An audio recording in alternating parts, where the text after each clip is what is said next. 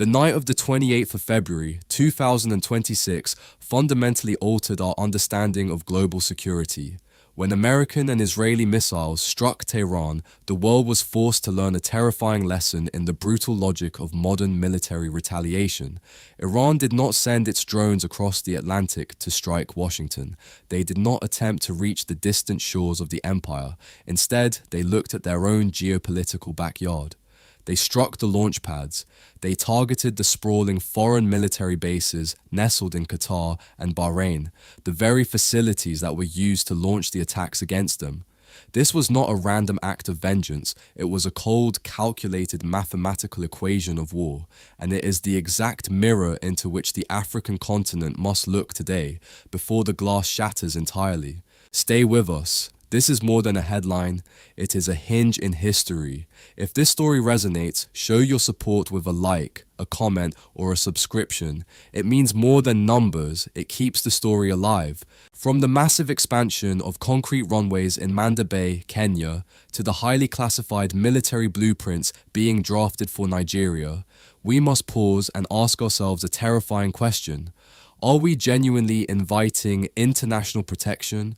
Or are we simply painting a giant glowing bullseye on the very heart of our motherland? The global order is shifting and the stakes have never been higher.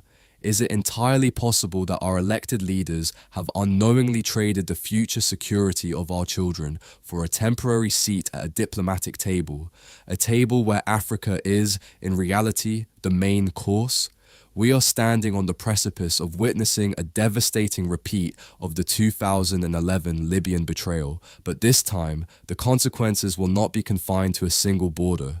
The stakes are now unmistakably global. At the center of this awakening stands Ibrahim Traore. He is not merely a leader navigating a turbulent political transition, he is the architect of a sovereign future that absolutely refuses to let his people become acceptable collateral damage in a superpower's endgame. He once boldly declared that a lion does not ask the hyena for permission to guard its own den, and that Africa will no longer lease its soul for the hollow promise of a false peace. These words are not just political rhetoric. They are the pulsating heartbeat of a continent-wide resistance. They serve as a chilling reminder. A nation that comfortably sleeps under a foreign blanket will inevitably wake up naked when the violent storm of war finally arrives. To truly understand the imminent danger we are facing, we must look far beyond the flashy headlines and the patriotic, orchestrated music played on Western news channels. We need to examine the cold, hard mathematics of modern warfare. On that fateful Saturday in February, the world was repeatedly told that the initial strike was a necessary measure for global security.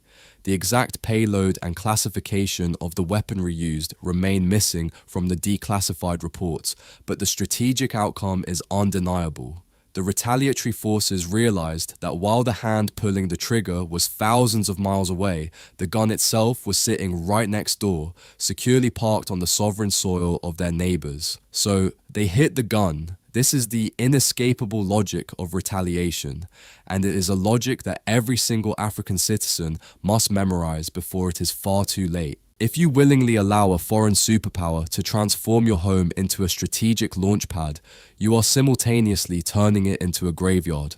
Let us talk about Djibouti for a moment. This tiny, sun-baked nation perched on the Horn of Africa is frequently described in geopolitical briefings as a strategic jewel. But today, under the shadow of escalating global tensions, it looks far more like a ticking time bomb. It currently hosts the largest permanent American military base on our continent, alongside a highly active hive of surveillance drones and special operations forces. For years, the political leaders in Djibouti have confidently told their people that this sprawling military installation is their ultimate insurance policy. They argued that the lucrative rent money and the imposing presence of foreign troops would keep them eternally safe from regional instability. But after witnessing the smoking craters in Qatar and the darkened skies over Bahrain, that so-called insurance policy now looks identical to a death warrant. If a sudden conflict breaks out in the Red Sea and a combat drone takes off from Djiboutian soil to strike a high-value target, do you genuinely believe the enemy will pause to respect Djibouti's territorial sovereignty? Absolutely not. They will ruthlessly follow the trajectory of that drone straight back to its nest. The innocent people of Djibouti are essentially being used as human shields for a grand military strategy that they did not write, do not understand, and completely do not control. Let us examine the harsh reality of force projection. In simple terms, force projection is the strategic mechanism by which a superpower maintains its dominance without ever having to risk the safety of its own mainland. Protected by two massive oceans, the empire has not seen a foreign army march on its soil in generations. Their grand strategy is brilliantly simple and devastatingly cruel.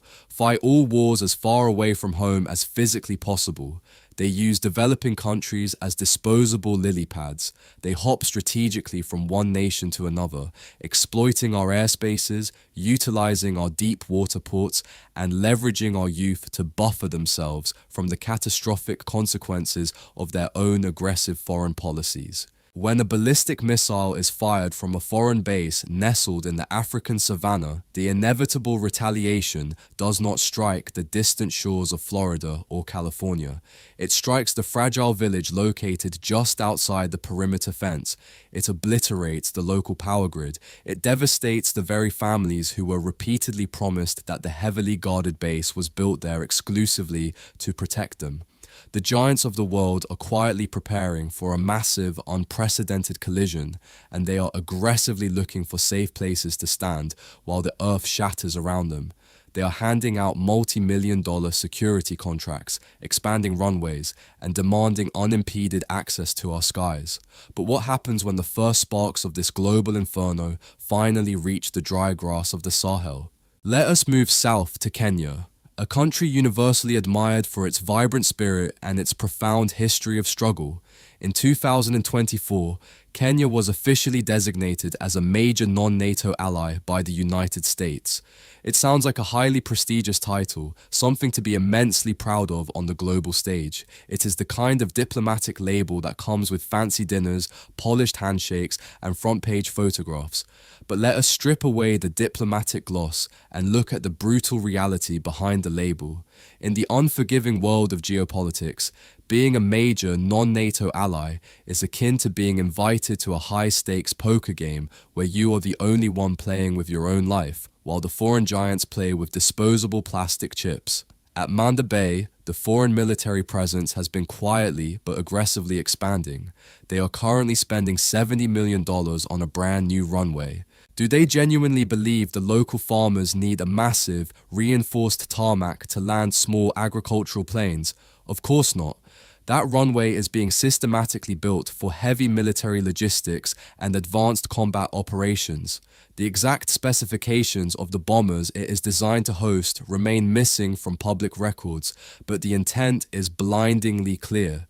When you give a foreign power a $70 million platform in your sovereign territory, you are not just acquiring a modern airport, you are willingly surrendering the fundamental right to remain neutral in a world that is becoming violently divided. You are explicitly telling the heavily armed rivals of the West that your nation is no longer independent. It has become a direct extension of a foreign military machine. This identical dangerous blueprint is actively being rolled out in Nigeria.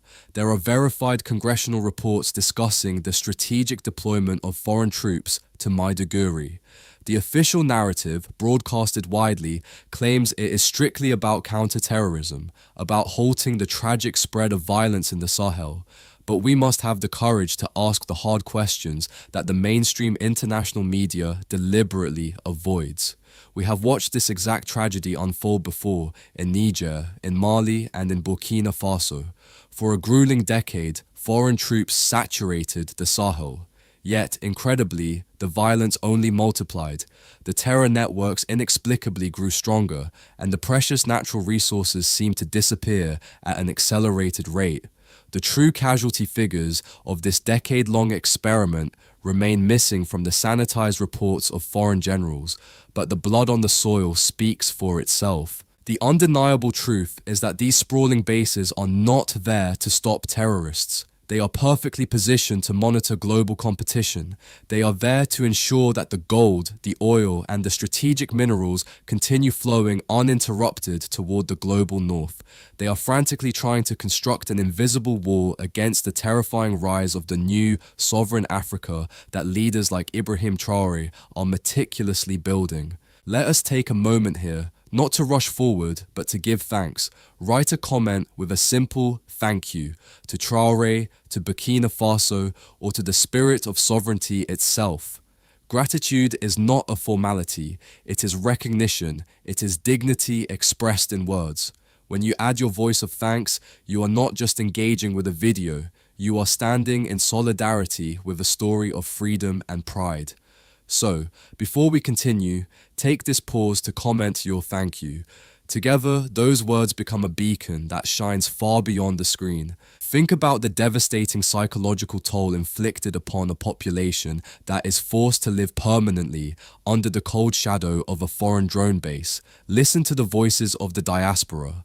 A man from a small village in the Sahel recently spoke about this silent trauma. He confessed that when he hears the mechanical hum of an engine high in the sky, he does not feel a sense of protection. He feels watched. He feels hunted. He feels like a temporary guest in the very land his ancestors cultivated with their calloused hands.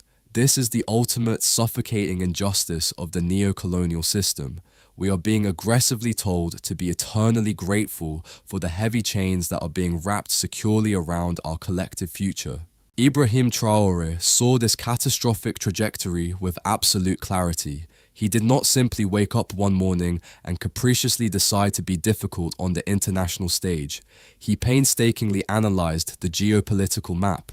He saw the foreign military bases spreading like a highly contagious virus across West Africa. He realized with cold certainty that as long as those foreign flags were flying over domestic soil, Burkina Faso would never be truly sovereign. He understood that if a massive global war suddenly broke out, his beloved country would be instantly converted into a bloody battlefield for foreign interests that had absolutely nothing to do with the hard-working people of Ouagadougou. When he courageously ordered the foreign forces to immediately pack their bags and leave, he was not merely executing a military maneuver, he was making a desperate, life-saving decision. He was boldly removing the painted bullseye from the backs of his citizens. He was declaring to the entire world that his nation would absolutely not serve as a disposable lily pad for anyone's crumbling empire. Before we reveal the next chapter, which is perhaps the most powerful assertion of sovereignty you will ever hear, I want to pause and speak directly to you.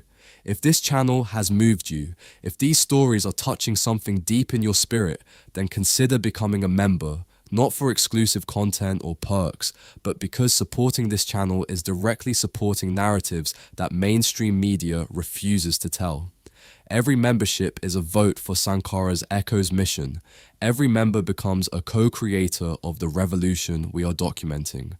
Join us. Stand with the principle that African wealth belongs to Africa. This fierce, unapologetic courage is precisely what is tragically missing in capitals like Nairobi and Abuja. Too many leaders are still desperately chasing the short-term, intoxicating high of foreign military aid and lucrative security contracts. They are willfully ignoring the terrifying fact that they are proudly building a fragile house of cards in the direct path of a Category 5 hurricane. The sudden fire raining down on the Middle East has explicitly shown us the dark future of every single nation that foolishly agrees to host a foreign base. It is a grim future consisting of devastating fireballs, permanently grounded flights, and horrific civilian casualties. The colossal giants of the old world order are actively preparing for a massive, unprecedented collision, and they are frantically searching for steady ground to stand on. If we fail to follow the resolute example set by the Sahel, we will inevitably find ourselves standing right in the epicenter of the impact zone. We must urgently recognize that security gracefully handed down by a foreigner is not security at all.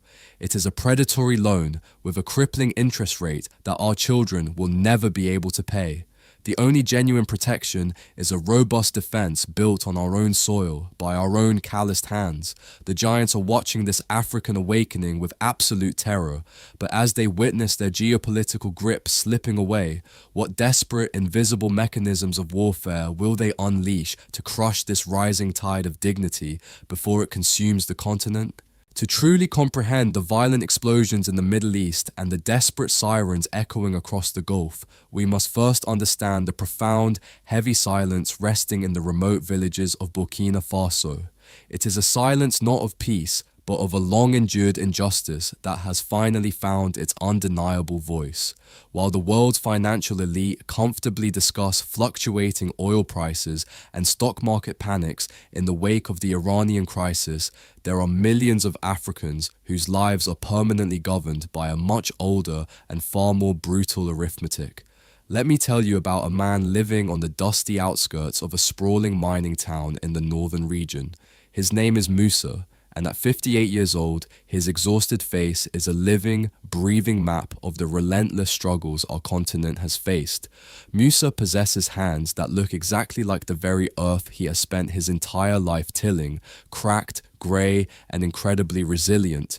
These are the calloused hands that have silently carried the crushing weight of foreign empires. For 30 long years, he lived in the permanent, dark shadow of one of the largest gold mines in the region. The exact metric tonnage of unimaginable wealth extracted from his ancestral land remains missing from the glossy, sanitized brochures of the foreign corporations that operate there. Every single morning, Musa would wake up to the deafening mechanical roar of heavy machinery. He would stand in the dust and watch massive transport trucks haul away the sovereign wealth of his ancestors. And surrounding that massive mine, acting like an impenetrable ring of cold steel, were the heavily armed soldiers of a foreign power.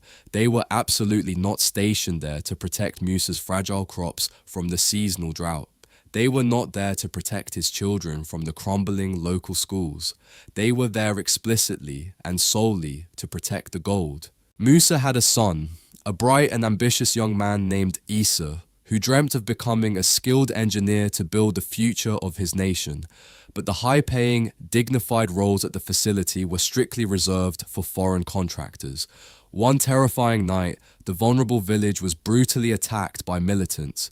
The foreign military base, equipped with high-tech drones capable of seeing a dropped coin on the ground from miles high in the sky and boasting advanced satellite intelligence, was less than 10 kilometers away. The desperate villagers fired frantic distress signals into the dark night. They waited in terror for the roaring engines of the advanced fighter jets they were repeatedly told were there for their ultimate safety. But the jets never came. The foreign soldiers stayed securely locked behind their reinforced concrete walls and their comfortably air-conditioned barracks. Musa's son was tragically taken that night, and for 3 agonizing years there has been nothing but a painfully empty chair at their family table. With eyes that had cried until they were completely dry, Musa revealed the brutal, unvarnished truth. They confidently told us they were our shields, but they were only the heavily armed bodyguards of the thieves. They casually watched us burn so the gold could stay perfectly cold in their vaults. You are part of something bigger than a channel. You are part of a community that refuses to let these narratives be written by outsiders. If you want to join that community more deeply, if you want to support the team bringing these stories to life, become a member. Your contribution directly funds better research, deeper investigations, clearer truth. You are not just supporting Sankara's echo, you are supporting every leader, every nation, every voice fighting for independence and dignity. When we firmly state that the geopolitical earthquake in the Middle East is a dire warning, we are directly talking about this exact predatory dynamic. The highly advertised protection of the West is a meticulously selective light. It only ever shines on the specific resources they desperately want to extract. We are constantly, aggressively told that Africa is inherently poor. We are psychologically conditioned to believe that we desperately need conditional aid and crippling financial loans from Western banks just to survive.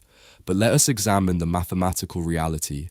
Africa holds 30% of the world's entire mineral reserves.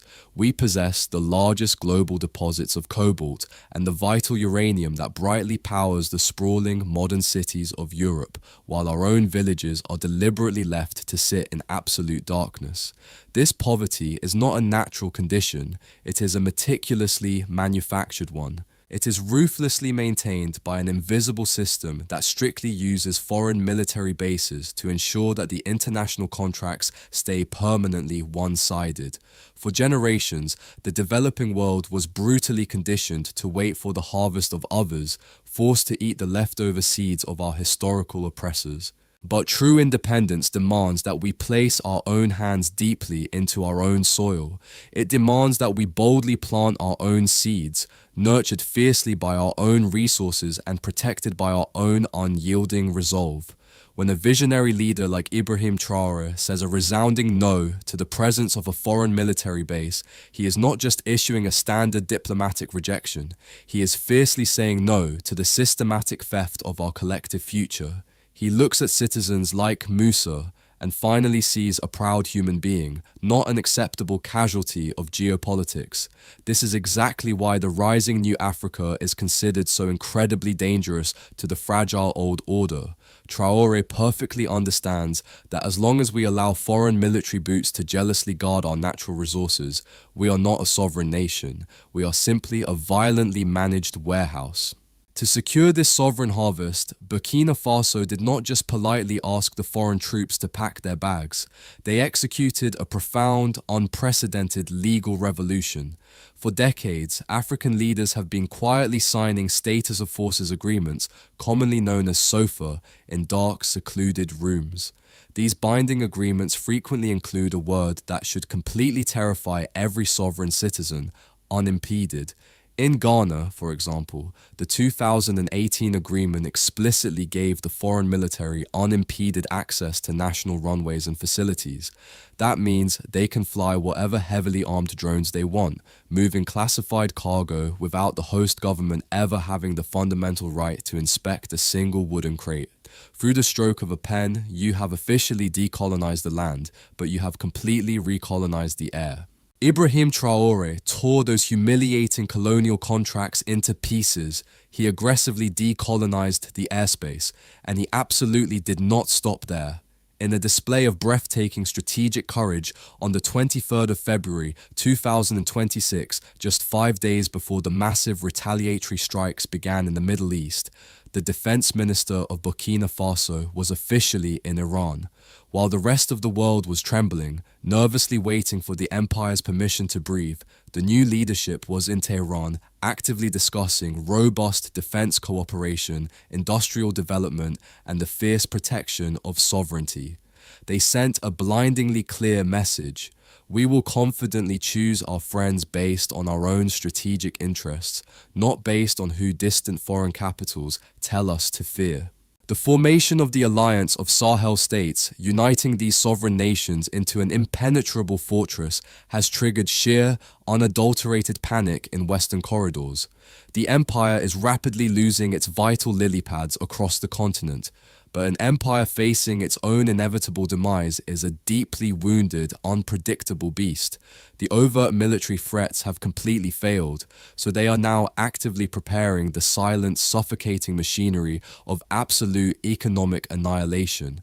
The foreign giants are systematically closing the financial gates.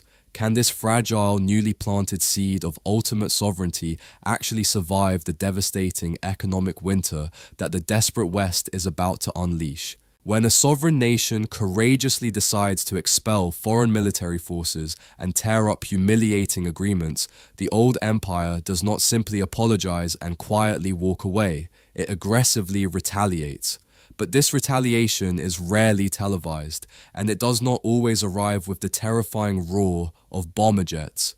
Instead, the empire weaponizes the invisible, suffocating machinery of the international financial system.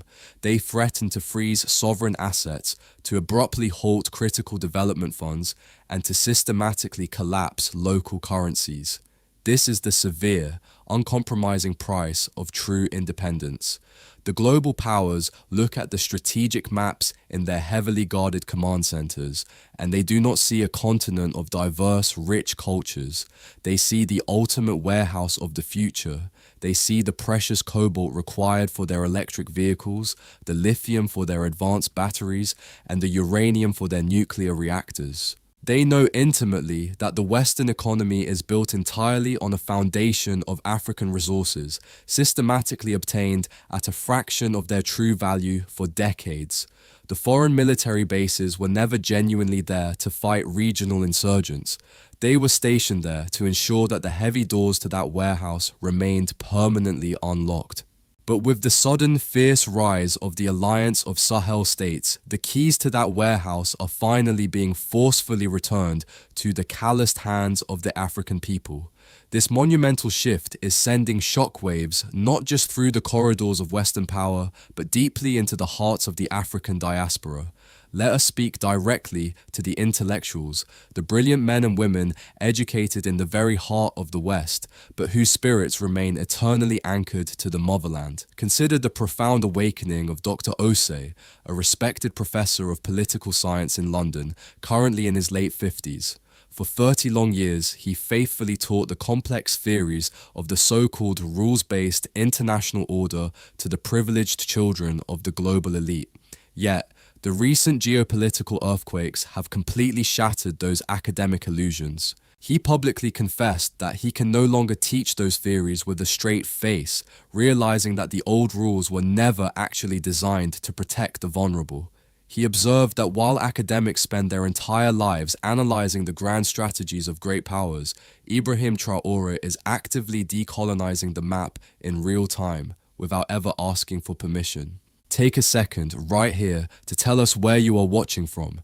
Type the name of your city, your land, the soil beneath your feet, and as you do, know this. Sankara's echo sends you not just thanks, but a blessing, for strength in your hands, for pride in your heart, for light on the road ahead. The comments below become a map of connection, showing that this message reaches far beyond borders. The mainstream international media is currently working overtime to terrifyingly warn the global South that rejecting Western military presence will inevitably lead to subjugation by new Eastern colonizers. They desperately want us to believe that our only options are to be exploited by the West or devoured by the East. But let us examine the historical record with clear, uncompromising eyes. The undeniable truth is that the emerging multipolar world offers Africa something the old unipolar system never ever did: a genuine choice. By strategically partnering with a diverse array of global powers, a sovereign nation can boldly acquire advanced technology, build critical infrastructure, and establish robust defensive cooperation, all while keeping its own national flag flying proudly and independently. However, we must be brutally realistic about our current vulnerabilities. As it stands today, much of the African continent remains a terrifyingly open military field. We do not yet possess an integrated continent-wide air defense system.